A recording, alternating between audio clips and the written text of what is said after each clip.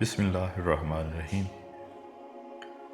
عباسی خلیفہ مامون الرشید کا لڑکا شہزادہ عباس ایک دن اپنے شاہانہ جاہ و جلال اور لاؤ لشکر کے ساتھ دریائے دجلہ کے سبز اوزار میں محو سیر و شکار تھا کہ قریب میں ایک حسین عورت اسے کنویں پر پانی بھرتی ہوئی نظر آئی۔ عباس اسے دیکھتے ہی فریفتہ ہو گیا اور نام وغیرہ پوچھتے پوچھتے یہ فکرہ بے ساختہ اس کے منہ سے نکل گیا کہ ایسے غیر آباد مقام پر جہاں پہاڑ اور جنگل کے سوا کچھ دکھائی نہیں دیتا، ایسا پاکیزہ حسن بھی جنم لے سکتا ہے۔ شہزادے کی ان فکرات پر غیور حسینہ کے ماتھے پر شکن پڑ گئی۔ چہرہ غصے سے لال ہو گیا، مگر بجائے اس کے کہ کچھ جواب دیتی، شہزادے کے سوال کو حقارت سے ٹھکرا کر وہاں سے ہٹ گئی۔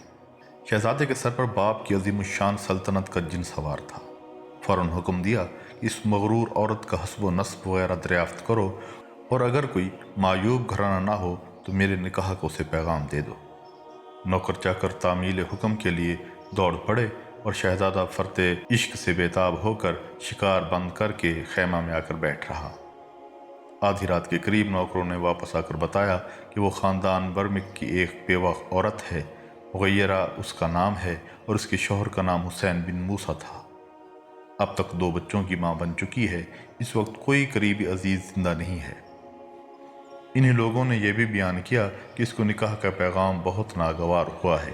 اس سمے اس نے یہ الفاظ کہلا بھیجے ہیں: خلیفہ ہارون ہماری جانیں لے چکا، اب اس کا بیٹا مامون ہماری عزت کے در پہ ہے، لیکن عباس کو یاد رہے کہ عنقریب اس کی ساری شہزادگی اس بوسیدہ دہلیز پر مسل کے رکھ دوں گی۔ دوسرے دن نماز فجر کے بعد مغیرہ نے اپنے چھوٹے بچہ کو بیدار ہی کیا تھا کہ عباس کے ہرکارہ نے یہ خبر دروازے پر آ کر سنائی: اب شہزادے کا غصہ تیری جان و مال کو خاک میں ملا کر رکھ دے گا۔ یہ مکان بحق کے سرکار ضبط کیا جاتا ہے، تھوڑی دیر کے اندر خالی کر دیا جائے۔ شہزادے کا یہ حکم سنتے ہی مغیرہ جل کے کباب ہو گئی۔ اندر ہی سے ہرکارہ کو پکار کر بولی: عباس اس دن کو بھول جائے جب میرے دادا جعفر کا سر اس کے دادا ہارون کے سامنے لا کے رکھا گیا تھا۔ گرچہ اس بے گناہ کے قتل ہو جانے سے پورا خاندان برمکہ دانے دانے کو محتاج ہو گیا، مگر اسے یقین رکھنا چاہیے کہ اب برمکی خاندان کی بیویاں عباسی حکمرانوں کی چیرہ دستیاں زیادہ دنوں تک برداشت نہیں کر سکتی۔ اور یہ کہتے ہی وہ ایک سفید رومال سے سر کو لپیٹ کر دونوں بچوں سمیت باہر نکل آئی۔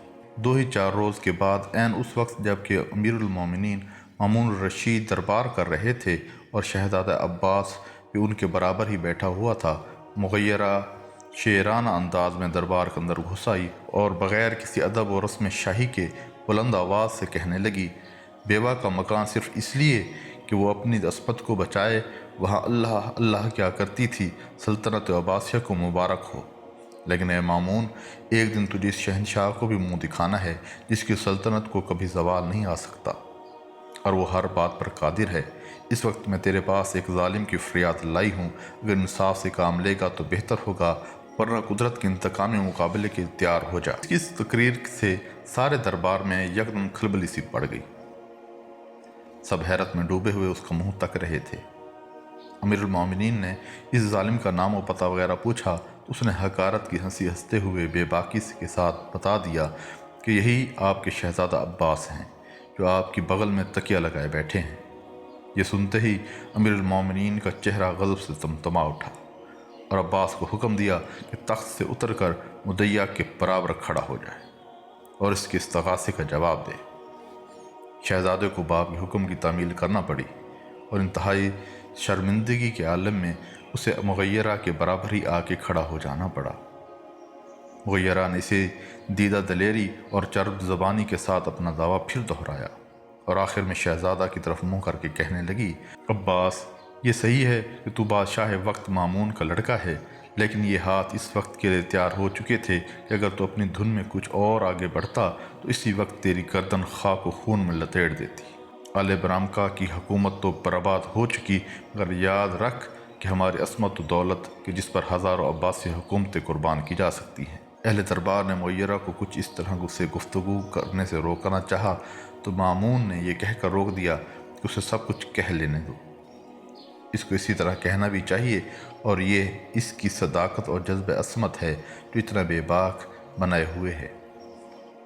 اسی وجہ سے دیکھتے نہیں ہو کہ عباس بت بنا چپ چاپ سب باتیں سنے جا رہا ہے۔ اس کے بعد 5 تھیلی اشرفی خزانے سے منگوا کر امیر المومنین نے اس کے قدموں میں ڈال دی اور شہزادے کا قصور معاف کراتے ہوئے نہ صرف اس کے مکان کی باگزاری کا حکم جاری کر دیا بلکہ قصر عباس جو بہت بھاری اور خوبصورت محل تھا، مغیرہ کو رہنے کے لیے دے دیا۔